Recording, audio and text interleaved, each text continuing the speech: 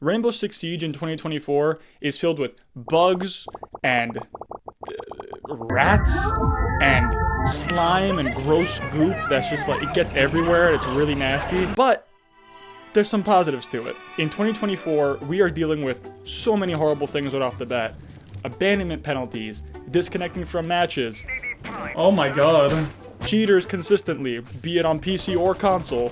You have people that think that they're good, but they're not, because they're running around with Mozzie and a 1.5, and they're like, oh my god, look at me, I'm really good at the game. But we'll get into that.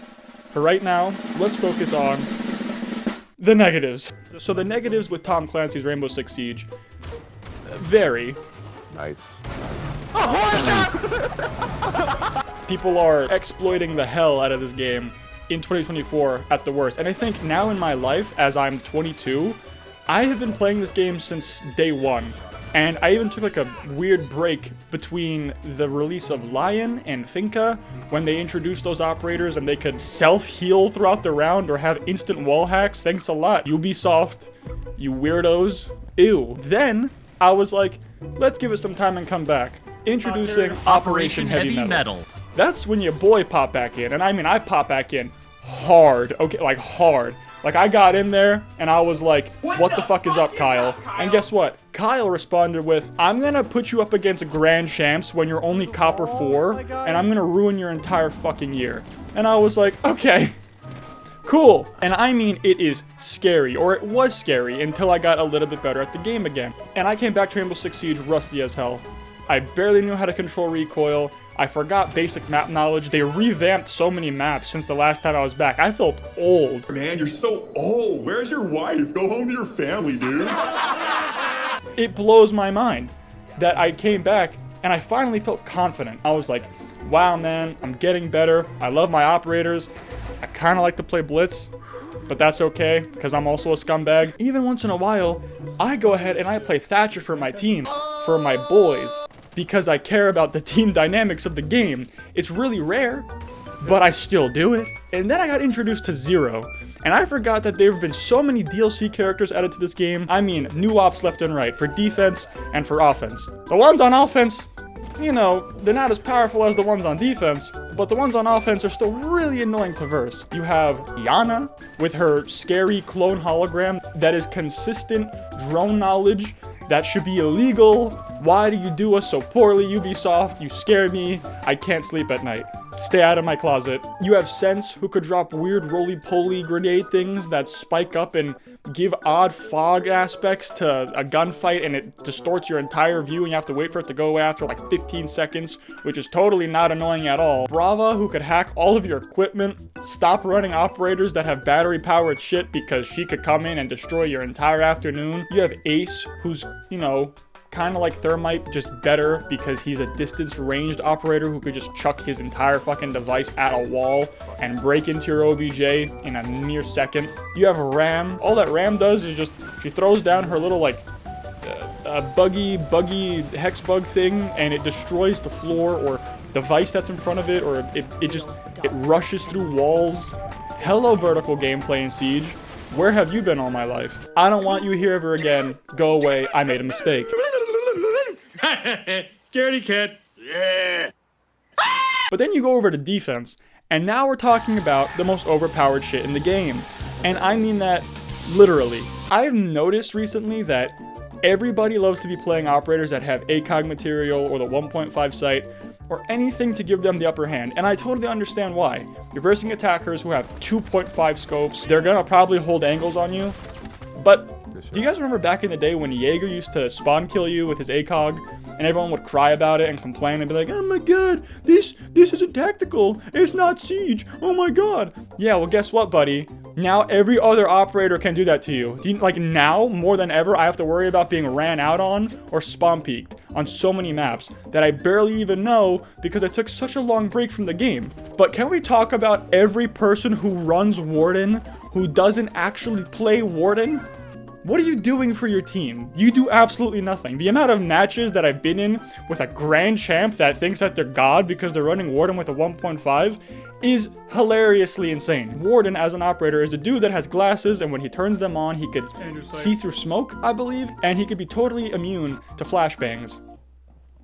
Do you know how important that is in the OBJ? I mean, think about that. God forbid your team doesn't run a Wamai or a Jaeger. You know how many flashbangs hit your fucking schnoz? I mean, so many at a time. I've been hit by 6 different flashbangs once when I was being rushed, and I wish I was Warden. I wish I had a Warden on my team that was actually useful. Why are you fragging on defense? The whole game mechanic is you're on defense, you stop the attackers from pushing in once they're inside the building. Don't be a scumbag. It's not that hard. Then we're gonna move on to, you know, 3 operators that are kind of horrendous. We're talking about Clash, Fenrir, and Solis. Wow, what a surprise! Solis is on the list too, guys. Whoa! Clash is an operator on defense who has her shield that has electricity built inside of it into a little battery that she could then project and tase you with and slow you fully from moving. In a tactical shooter where having angles, movement, and teammates that actually care matter the most. This chick comes in out of nowhere, tases you in place, slowly drains your health, the more and more and more that she could tase you. And if you have some intelligent teammates that are like, wait a second, Clash is holding off this angle? Let me peek with her. As soon as that opening becomes an actual thing, people will abuse it. The amount of times that I've had to face down a Clash because someone's getting absolutely dogged in ranked and they get upset and then they pull up with a Clash play and I just kind of get bombarded by entire teams of people is absurd. It's actually absurd and it should not be in the game at all. You in there in the freezer. No.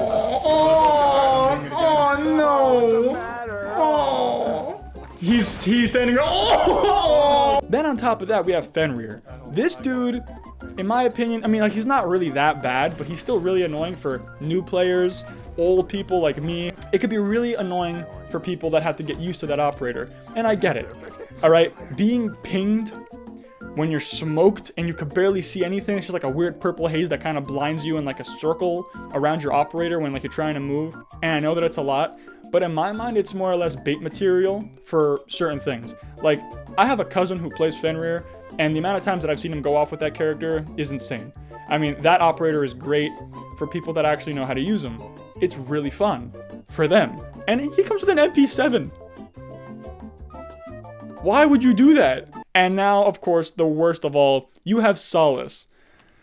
Holy hell, why is Solis in the game? She is the most broken thing I've ever seen in this game. And again, we had a chick that can heal you throughout the round and get instant wallbang headshots from a beefy French guy that's like 6'3". She's free intel consistently. She denies drones during the prep phase. And on top of that, she has a P90.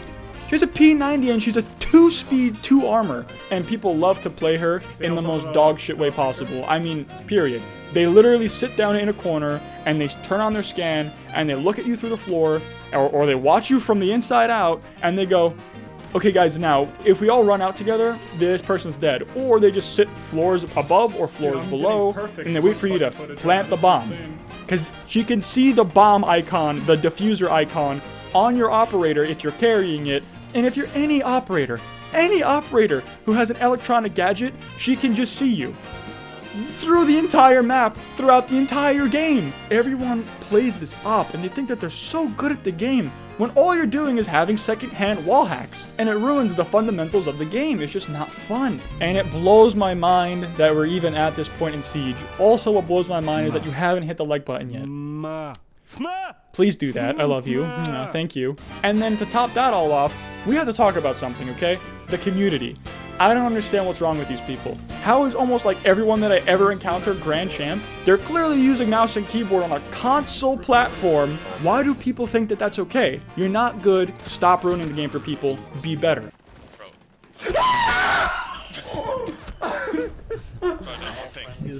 And I know me sitting here complaining ain't gonna change too much, but you know I'm right. And it's sad. Through all this game's negatives, there are still positives. The game's fluent, the game feels good, operators feel good, the animations are great, the colors are great. Dude, we're fucking... Dude, that was some Army of Two shit. Yeah. Oh! Some of the maps are great. We're not going to talk about Lair, or how they brought back Skyscraper, or how they brought back Theme Park, or how they brought back Canal, the remade version that looks like ass and plays like ass. The fun comes down to who you play with, the way you play, the ops you play, and overall necessity of, hey, winning. Because winning is important, and everyone that plays Siege wants to win. I miss jumping into random ranked matches and not being angry every single time I die, or playing standard and actually having fun. I miss those moments of spending time with my friends. I think we're good to... What? Laughing, joking, and not always having to be sat up in my gamer chair, sweating out of all my pores just to win a simple round to end up losing the game to a bunch of people that think that they're better than you because they're cheating. I miss the good old days. You can call me old or cynical or outdated or washed up at Siege. I am. I fully admit it. I am. But I finally got to a point now in 2024 where I'm confident again. And I destroy people. And I pop off in majority of my games. And if there's ever days where I'm doing bad, I don't mind the carry. I've been carrying people since day one. It's okay. But that doesn't mean that I'm better than you. It just means that I love to play the game because I have love for the game. I have love for the competition, for the losses, for the dynamics, for teaching your team how to play better, for being a leader, for showing up. That matters. I have friends who had no idea how to play the game. A few months in, now they're destroying people almost as equally or equal to me. And it's beautiful. Finally. Elite's good animation. You don't have it equipped. No way! Getting those certain types of pixel peak kills, learning gun recoil, finding an operator that actually suits you, that you feel connected to, stuff like that. Having fun with the game is so important, and people nowadays in 2024 ruin the fun of the game. On top of devs that seem like they don't care at all about the state of the game or their community. You need good servers, balanced operators, fun maps, fix your hit reg, and on top of that, actually care about the people that play the game. Now there's a brand new anti-cheat, and they want to help out. Okay, do better. I'm here, I'm waiting. But now to me, the reason that I play Rainbow Six Siege is to have fun with my friends, is to enjoy that. Nah, fuck you. Nah, fuck you, I ain't pushing. Yo,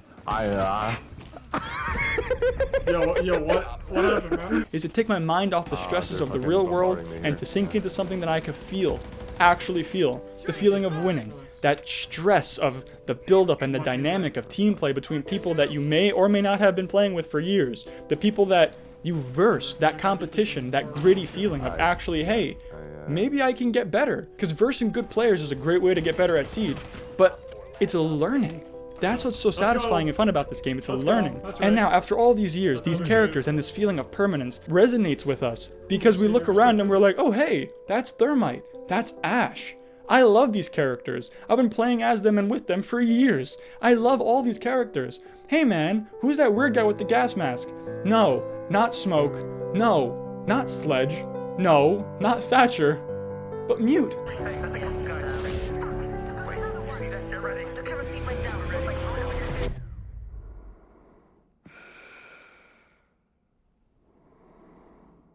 People care. I've seen Comic-Con people getting dressed up as these characters about how much I love these characters. I've seen video essays and rants about these characters. The lore's there. People care about their backstory because they connect. It's the feeling of connectivity that you experience with the people you play with, even if they're total strangers.